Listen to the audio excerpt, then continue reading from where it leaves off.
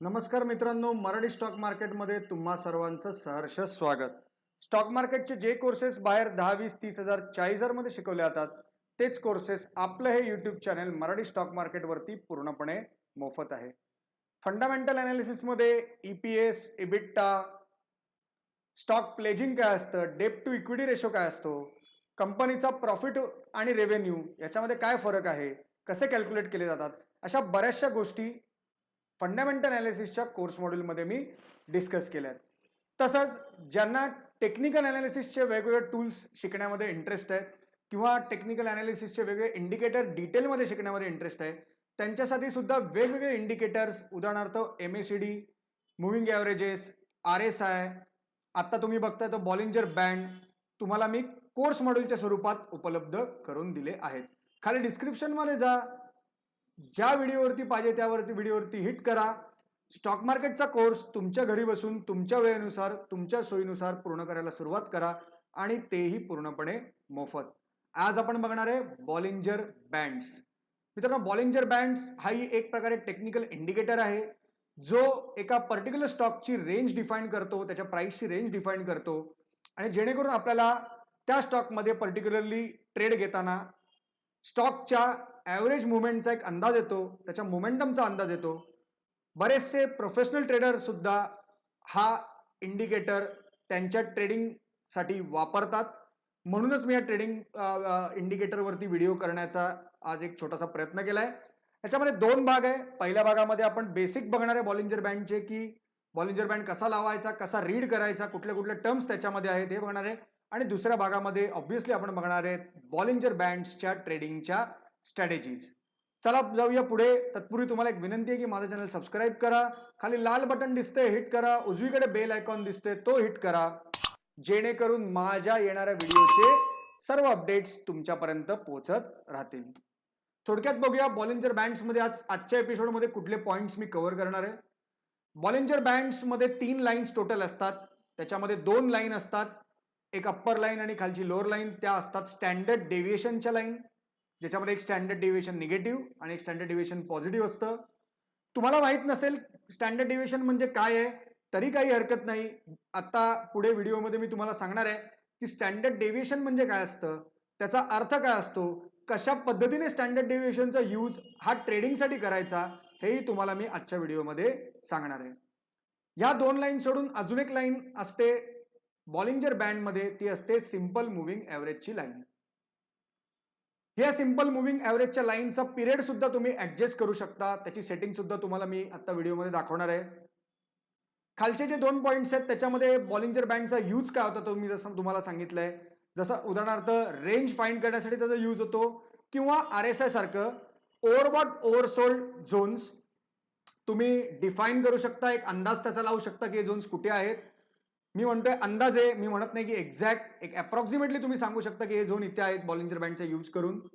आणि त्या आधारे तुम्ही तुमचे ट्रेड्स घ्यायचे नाही घ्यायचे याचा डिसिजन तुम्ही एक घेऊ शकता. त्याच्यासाठी या बॉलिंजर बँडचा यूज होतो.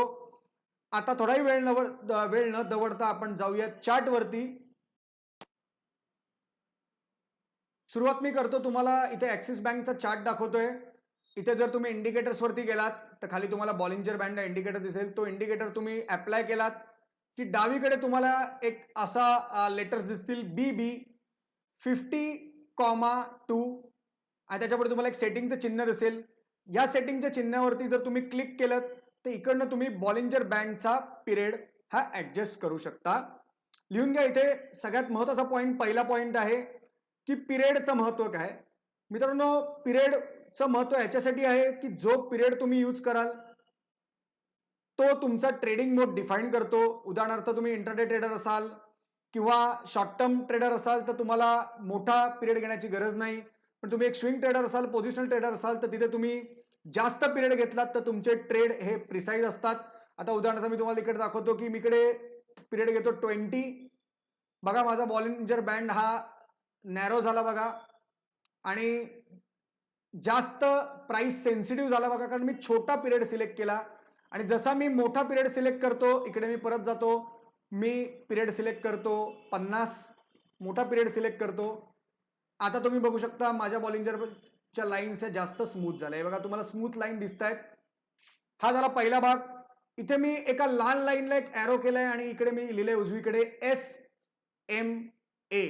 हा आहे पॉइंट क्रमांक 2. SMA म्हणजे मित्रांनो सिंपल मुव्हिंग ऍव्हरेज. वरची लाईन आणि खालची लाईन याच्या मधून जी लाल लाईन चालली आहे ही लाईन आहे तुमची सिंपल मुव्हिंग ऍव्हरेजची.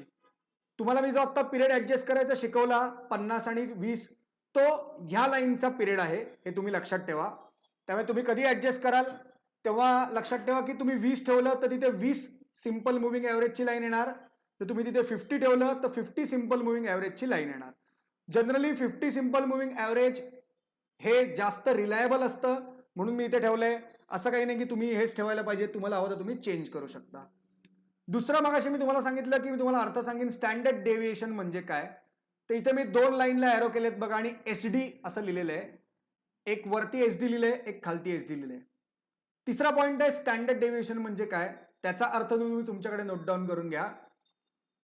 मित्रांनो इथे तुम्ही एक सिंपल मुव्हिंग ऍव्हरेज यूज केलंय. जी मधली लाईन आहे ती ऍव्हरेजची लाईन आहे. ऍव्हरेज म्हणजे मित्रांनो सरासरी. म्हणजे जो काही पिरियड तुम्ही सिलेक्ट केलाय त्याच्या ऍव्हरेज प्राइसला ती लाईन दर्शवते. कुठली लाईन? लाल लाईन.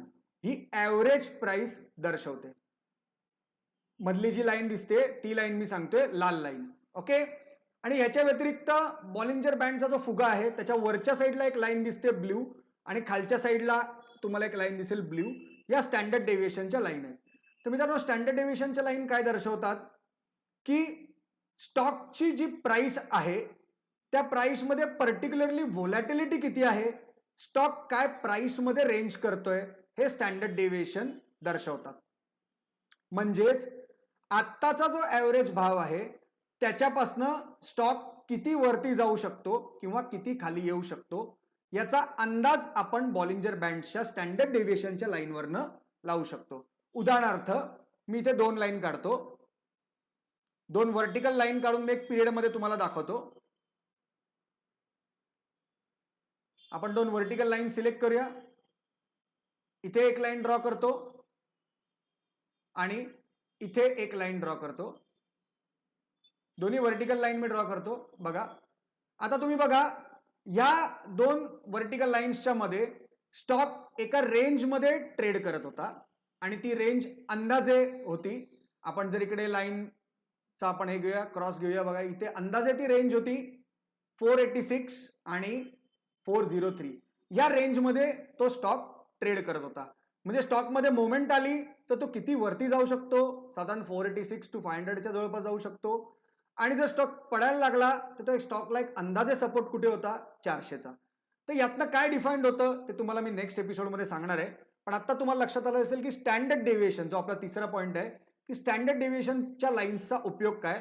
तर त्याच्याने तुम्हाला एक अंदाजे रेझिस्टन्स कळतो आणि अंदाजे एक सपोर्ट तुम्हाला हे करता येतो. आणि बॉलिंजर बँडचं अत्यंत महत्वाचं काम म्हणजे मित्रांनो तुम्ही बघा इथे बॉलिंजर बँडला मी नॅरो म्हणून लिहिलंय. एक नॅरो रेंज तो तुम्हाला दाखवत होता की ही नॅरो रेंजमध्ये स्टॉक सध्या ट्रेड करतोय. याचा अर्थ लक्षात ठेवा की बॉलिंजर बँड हा एक चौथा पॉईंट आहे, तुमच्याकडे लिहून घ्या. जेव्हा बॉलिंजर बँड हा नॅरो असतो तेव्हा स्टॉक कन्सोलिडेशन फेजमध्ये असतो. परत एकदा सांगतो चौथा पॉईंट आहे, जेव्हा बॉलिंजर बँड हा नॅरो रेंजमध्ये असतो किंवा नॅरो असतो तेव्हा स्टॉक कन्सोलिडेशन फेजमध्ये असतो आणि ह्याच्यानंतर एक मोठी अपमूव येऊ शकते. जशी अपमूव मी इथे दाखवलेली आहे आणि वाईड झालाय बघा, वाईड असं लिहिलेलं आहे आणि मी बॉलिंजर बँड इथे दाखवलंय. आणि तुम्ही ही अपमूव बघा, हे बघा ही एक मोठीच्या मोठी अपमूव आली. मी जिथे एरो केला ती अपमूव तुम्ही पाहू शकता. बघा हा एरो मी तुम्हाला दाखवतोय. इकडे तुम्ही एक सॉलिड अपमूव आली. बराच वेळ बॉलिंजर बँड नॅरो होता, कन्सोलिडेशन फेज मधून स्टॉक बाहेर पडला, बॉलिंजर बँड वाईड झाला. याचा अर्थच की स्टॉकमध्ये एक सॉलिड मोमेंटम आलं. जेवढा बॉलिंजर बँड हा आपला 5वा पॉईंट आहे, जेवढा नॅरो 4था पॉईंट मी तुम्हाला सांगितलं तेवढा स्टॉक कन्सोलिडेशन फेजमध्ये अपमूव येणार. जेवढा वाईड आहे तेवढी मोमेंटम स्ट्रॉंग मध्ये सॉलिड मोमेंटम आहे. लिहून ठेवा 5वा पॉईंट, जेवढा वाईड तेवढं मोमेंटम स्ट्रॉंग. तुम्हाला मी त्याचंही उदाहरण इथे दाखवतो. इथे मी 2 एरोज केलेत बघा. मार्च 2020 कोविड आला आणि फॉल आला. एक सॉलिड मोमेंटम दिसू शकतं. केवढा मोठा बबल हा त्या बॉलिंजर बँडमध्ये झालंय बघा. मी 2 रेड ॲरोज करून दाखवलंय. एक जबरदस्त असं मोठा बबल तिथे झालाय आणि तिथे तुम्ही बघू शकता एक सॉलिड मोमेंटम. मित्रांनो, साधं सुद्धा नाही, एक सॉलिड मोमेंटम त्या पर्टिक्युलर स्टॉकमध्ये आलाय. ते सुद्धा मी तुम्हाला इथे दाखवतो बघा. एक सॉलिड मोमेंटम आलाय आणि अशा वेळी एक इम्पॉर्टंट पॉइंट आहे जो मी या एपिसोडमध्ये सांगणार नाही. कसं समजणार की स्टॉक मधला फॉल हा स्टॉप झालाय आणि आता स्टॉकमध्ये अपमूव येऊ शकते, कसं समजणार हे मी तुम्हाला आजच्या एपिसोडमध्ये सांगणार नाही. सॉरी मित्रांनो, तुम्हाला नेक्स्ट एपिसोडमध्ये सांगेन. कारण मी तुम्हाला सांगितलं की नेक्स्ट एपिसोड हा स्ट्रॅटेजीचा एपिसोड आहे आणि नेक्स्ट एपिसोडमध्ये मी स्ट्रॅटेजी डिस्कस करणार आहे. त्यामुळे आजच्या एपिसोड पुरतं एवढंच. बेसिक समजून घ्या. 5 पॉइंट्स मी तुम्हाला डिस्कस केले. बॉलिंजर बँडमध्ये सिंपल मुव्हिंग ॲव्हरेजची लाईन काय हा आपण पहिला डिस्कस केला. त्याचा पिरियड कसा ऍडजस्ट करू शकतो ते डिस्कस केलं. त्याच्यानंतर स्टँडर्ड डेव्हिएशन म्हणजे काय ते तुम्हाला मी इथे दाखवलं. त्याच्यानंतर नॅरो असतील बॉलिंजर बँड तर त्याचा अर्थ काय होतो ते तुम्हाला मी सांगितलं. बॉलिंजर बँड वाईड असतील तर त्याचा अर्थ काय होतो हे तुम्हाला मी सांगितलं. असे 5 बेसिक पॉईंट्स मी तुम्हाला बॉलिंजर बँडचा अभ्यास करण्याकरता, अत्यंत उपयुक्त पॉईंट मित्रांनो, कोणी तुम्हाला हे शिकवणार नाही फ्रीमध्ये तर बिलकुल नाही. त्यामुळे नोट डाऊन करून घ्या तुमच्या वहीमध्ये 5 पॉईंट आणि नेक्स्ट एपिसोडची वाट बघा. नेक्स्ट एपिसोडमध्ये बघूया स्ट्रॅटेजीज बॉलिंजर बँडचा. धन्यवाद.